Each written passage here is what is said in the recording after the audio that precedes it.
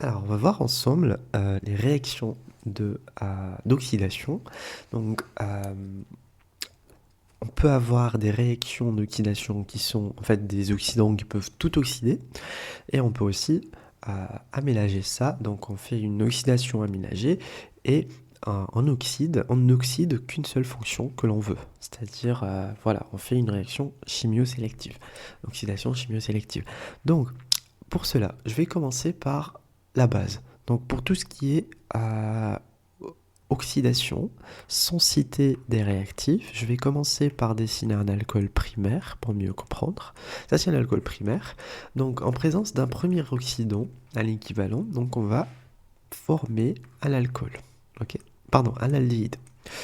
On va former un aldéhyde, mais cela dépendra du milieu.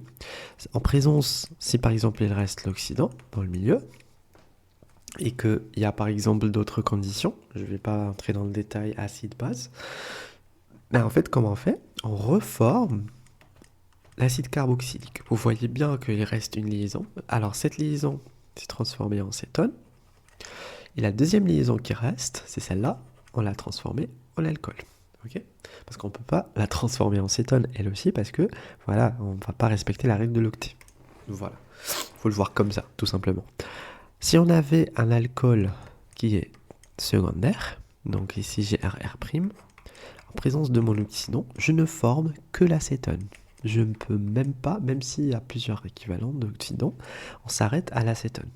Okay, pourquoi? Parce qu'on n'a qu'une seule liaison hydrogène-carbone. Donc la liaison hydrogène-carbone, on l'a transformée en CO. Bon, on l'a rendu, je sais pas comment dire, et on l'a rendu, voilà, comme ça. C'est O. C'est doublison O. Ok? Voilà. Ça, c'est juste un petit rappel. Maintenant, on va commencer par la base. On va parler de réactifs et des conditions. Alors, je peux utiliser, en fait, pour mon alcool, pour l'oxyder, je peux utiliser, il y a deux façons de le faire. Bon, il y a plusieurs façons, mais on va parler de ces deux façons-là. On peut utiliser ce qu'on appelle le réactif de Jones. Le réactif de Jones, et on peut aussi utiliser le réactif de Corée. Donc, c'est des réactifs qui sont à base de chrome. Donc, il y a le métal, il y a le chrome. Donc, c'est un oxydant. C'est un oxydant. Et du coup, si je veux parler des conditions de réaction, c'est quoi le réactif de Jones? C'est en fait Na2, Cr2, O7 de moins. Pardon, O7. Sinon, Cr2, O7 de moins. Ok? Et là, il faut l'accompagner avec un acide. Donc il faut mettre un acide, donc H2SO4, dilué. Ok, il faut qu'il soit dilué, l'acide. Ok, donc ici, le réactif de Jones, on travaille en milieu acide. Pour le réactif de Corée, on travaille dans un milieu qui est plutôt anhydre. Donc ici, j'ai quelque chose d'anhydre. Donc il me faut un solvant anhydre. Donc, je pense à deux choses, hein, THF ou bien du chlorométhane. CH2Cl2. Et on va mettre le PCC. Ok? Donc, on va voir. En milieu anhydre, on va former ce qu'on appelle R, O, H. On va former l'aldéhyde. Ça, c'est ce qu'on appelle une réaction qui est chimio-sélective. Okay, c'est une réaction chimio-sélective. Pourquoi? Parce qu'en fait, on va s'arrêter à l'aldéhyde. Bon, c'est plutôt, je peux pas dire chimio-sélective, mais c'est n'importe quoi, mais je veux dire qu'on s'arrête à l'aldéhyde. Donc c'est une réaction qui s'arrête à l'aldéhyde, elle va pas loin. Cette réaction, selon les conditions que vous voyez là, c'est des conditions qui sont acides. Donc dans un premier temps, rappelez-vous ce que je vous ai écrit là. Dans un premier temps, on va passer de l'alcool à l'aldéhyde. Donc forcément, je vais former l'aldéhyde, comme en bas, comme avec le réactif de Corée. Ici, je forme l'aldéhyde. Par contre, je suis en milieu acide. Il faut faire attention. Pourquoi ici on s'est arrêté en milieu? On s'est arrêté à l'aldéhyde. Donc parce que on travaille en milieu anhydre. Mais là, l'aldéhyde en milieu acide, il est très réactif. Je vais ouvrir une parenthèse rapidement. Ça, c'est mon aldéhyde. En milieu acide, par exemple, déjà l'aldéhyde lui-même, il est très réactif, pas besoin que je fasse ça. Donc, en présence de H2O aussi, dans le milieu, donc, on va former quoi? On va former cette molécule. Ce carbone, du carbonyle, il est très réactif, donc la molécule d'eau, elle attaque et on forme l'hydrate, donc aldéhyde hydrate. Donc, c'est-à-dire quelque chose de très réactif et qui devient donc moins H+, ok, moins H+, donc ici j'ai H de l'aldéhyde de départ. Donc ça, en fait, c'est très favorable, la réaction, et en fait, on va passer de l'aldéhyde, de l'hydrate, là, à l'acide carboxylique. Ok, faut pas oublier ça, on passera à l'acide carboxylique. Pourquoi? Parce qu'en fait, on va faire une deuxième oxydation, parce qu'il y a encore une liaison CH, okay, dans la molécule. Donc on la transforme en OH. Donc ici, en milieu acide, on ne va pas s'arrêter à l'aldéhyde, sinon la réaction, elle doit continuer jusqu'à la formation de l'acide carboxylique. Okay, donc, si on veut prendre une décision, pardon, on va se demander, on va se dire, si moi je veux, donc par exemple, je vais vous l'écrire simplement. Ici, on veut que je mette... alors, ici, j'ai mon réactif de départ, c'est ça. Et là, on veut que j'écrive les reactants, les réactifs, les conditions de la réaction, bien évidemment. Donc, ici, on me met à l'acide carboxylique. Dans ce cas-là, une deuxième réaction, on me met à l'aldéhyde. Comment vous faites? Comment est-ce que vous allez faire? Ici, c'est toujours la même molécule de départ. Donc, on va commencer par la première. Là, je vois bien comment l'alcool, il s'est transformé en acide carboxylique. Donc, il s'agit bien d'une oxydation. Donc, cette oxydation, en fait, elle doit être comment? En fait, on avait fait l'alcool quand on l'oxyde en aldéhyde. En plus, si on est en milieu acide, on va pouvoir passer à l'acide carboxylique. Donc là, je me dis, c'est qui requiert l'ajout d'un acide dilué, donc H2SO4, c'est le réactif de Jones. Donc ici, on travaille avec un réactif de Jones et on va mettre Na2, CO3, Na2, Cr2O7. Voilà, ça c'est ok. Je ne peux pas m'arrêter à l'aldéhyde. Mais cette fois-ci, là, je vois bien que mon alcool, il s'est transformé en aldéhyde. Là, je ne peux pas mettre mon réactif de Jones. Pourquoi? Parce que si je le mets en milieu acide, on forme l'hydrate, l'aldéhyde, et on va passer directement à la formation de l'acide carboxylique. Maintenant, je vais utiliser le réactif de Corée, c'est-à-dire PCC, en milieu anhydre. Donc mon solvant, il faut qu'il soit anhydre, c'est le CH2Cl2. Voilà. Ok, ça, on va pas l'apprendre. Normalement, on doit le comprendre comme ça. Okay, rappelez-vous que PCC, c'est Corée. Là où il y a la C, c'est comme ça. Corée, PCC. Jones, c'est Cr2O7-. Ok, voilà. Ça, c'est un premier début. Voilà, ça, c'est le début. Donc, si on connaît ça, c'est qu'on est bon. Ok. Maintenant, voilà, notre réaction, avec Corée, elle est avec le réactif de Corée, elle est chimio-sélective. Ok. Si maintenant, on veut le faire, mais on ne veut pas utiliser un réactif à base de chrome, on peut utiliser le réactif Des-Martin.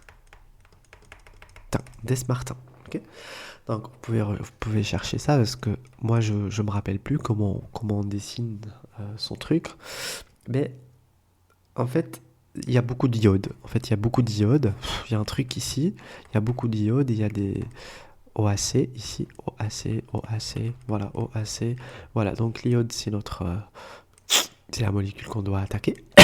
Pardon, c'est l'atome qu'on doit attaquer.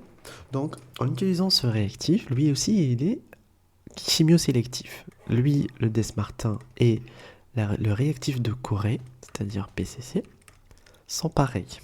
On va s'arrêter à l'aldéhyde. C'est-à-dire, si je commence par un alcool, je vais m'arrêter à un aldéhyde.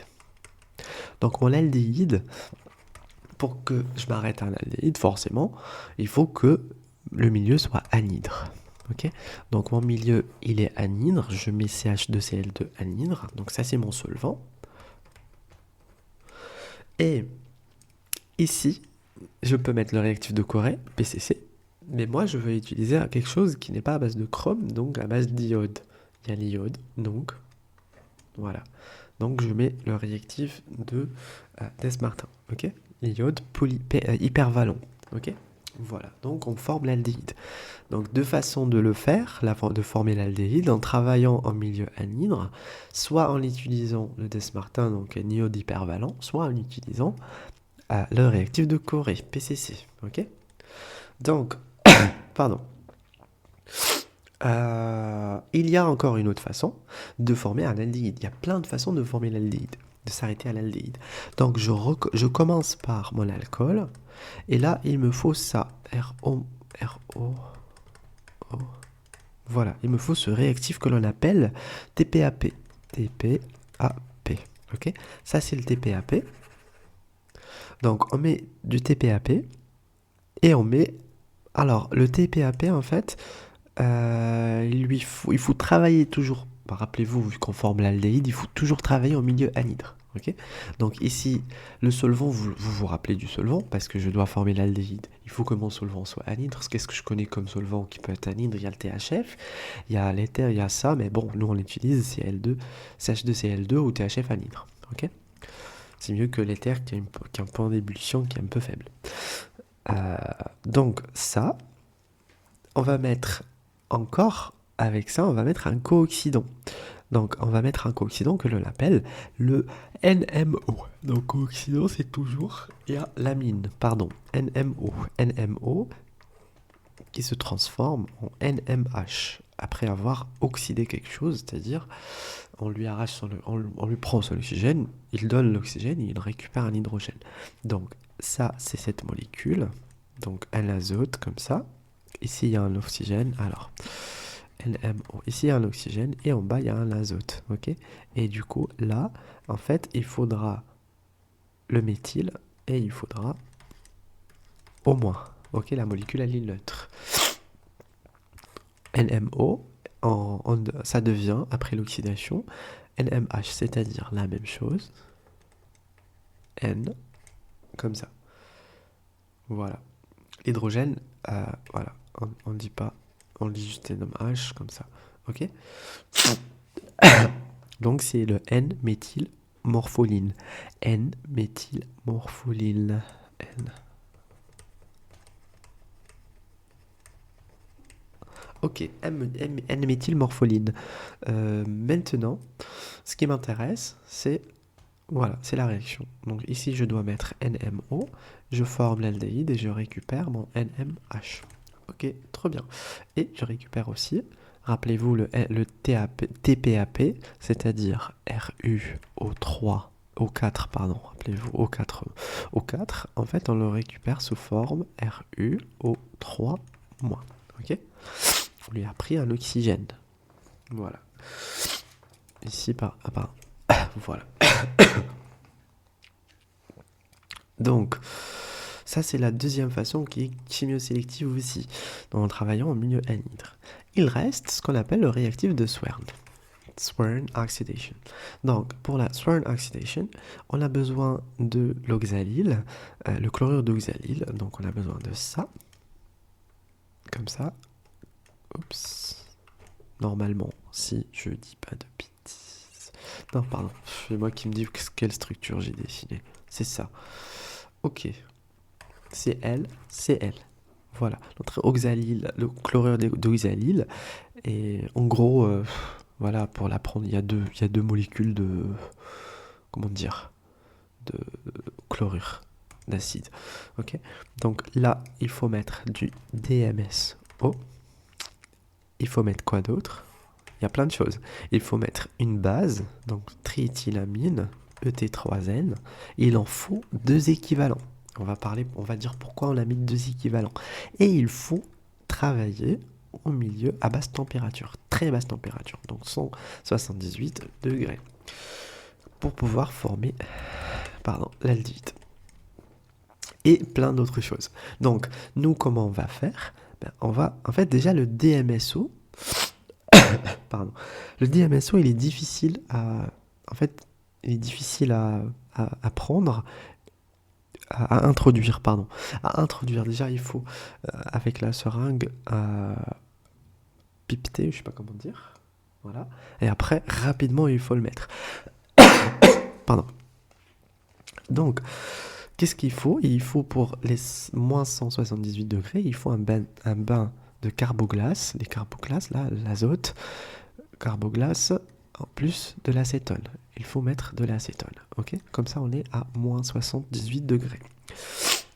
Donc, on fait l'ajout du DMSO et il y a ça dans la molécule, dans le milieu. Il y a notre alcool de départ. Donc, notre alcool de départ, comment dire? Déjà, il manque quelque chose, c'est le solvant. On travaille dans CH2Cl2 anhydre, donc dichlorométhane anhydre. On forme l'aldéhyde et on va former plein d'autres gaz. Donc CO2 gaz, on forme CO gaz et on va former ET3NH, deux équivalents comme ça, ok? C'est L-. Voilà. Et on forme aussi le S-diméthyl. Voilà. Là, DMSO, il est oxydant, donc il se transforme en DMS. DMS, ok? DMSO, c'est ça. C'est ça le DMSO, il se transforme en DMS. Ok? Voilà. Oh, c'est un peu bordélique ce que je viens de faire, je suis un peu fatigué. On va essayer de faire un petit résumé maintenant. Bon, il reste un dernier truc, il faut que j'en parle, mais bon, peut-être après. Un petit résumé. Ok. Si je veux... Alors, là j'ai mon alcool. Si je veux l'oxyder en acide carboxylique, et obligatoirement, il faut utiliser le réactif de Jones.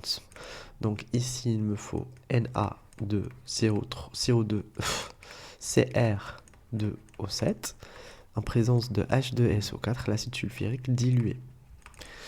Ça, c'est OK. Si je veux m'arrêter à ce qu'on appelle l'aldéhyde, donc là, il y a plein de choses, il y a plein de possibilités. La première possibilité, c'est pas comme ça. Je vais écrire tout seul. Ça reste quand même un petit résumé pour quelqu'un. Ok. Alors, la première possibilité, c'est d'utiliser, toujours déjà pour s'arrêter à l'aldéhyde, il faut qu'on travaille en milieu anhydre. Donc, mon premier réactif, c'est... mon premier le solvant, c'est le CH2Cl2 anhydre. Je commence par le solvant. Pareil, CH2Cl2 anhydre. Il faut quoi d'autre? Il faudra, pour tout ce qui est oxydant à base de chrome, il faudra le PCC. Donc, ici, j'ai le réactif que l'on appelle réactif de Corée. Et ça suffit, il n'y a que ces deux. Le PCC dans un solvant anhydre. Aussi, je peux utiliser ce que l'on appelle le Des-Martin. Des-Martin. Donc ici, ça c'est l'iode hypervalent. Voilà. De la même façon, au milieu anhydre. Je peux aussi utiliser ce que l'on appelle TPAP. Voilà, TPAP. Donc TPAP avec un cooxydant. Le cooxydant, c'est le N-méthylmorpholine. N-M-O. Voilà, N-méthylmorpholine. Il faut faire le tamis moléculaire aussi, dans ce cas-là, tamis moléculaire. Pardon. Et là, en fait, on travaille toujours dans un milieu anhydre. Donc, il y a le même solvant anhydre et on forme l'aldéhyde. Ok, pareil. Il reste une dernière. Donc, ici, pour former l'aldéhyde, je peux utiliser la réaction de Swern. Donc, il me faut l'oxalyle le chlorure d'oxalyle, donc la même chose ici, ça c'est le chlorure d'oxalyle. Il me faut deux équivalents d'une base, deux équivalents ET de ET3N, une base qui n'est pas forte. Il me faut travailler en milieu anhydre. Rappelez-vous, il y a la liaison CCl. Il faut travailler en milieu anhydre. Aussi, il lui faudra le DMS. Le DMSO, pardon, donc, est très important en milieu, à température très basse. Donc il faut carboclasse plus acétone. Donc on va s'arrêter à l'aldéhyde. Voilà. Donc ça c'est dans un premier temps. Bon, j'ai dit d'être un peu parfois en détail, je parle parfois en détail, parfois non. Mais si vous voulez vraiment entrer dans le détail et voir le mécanisme et ce qui se passe réellement, vous n'avez qu'à regarder les vidéos précédentes.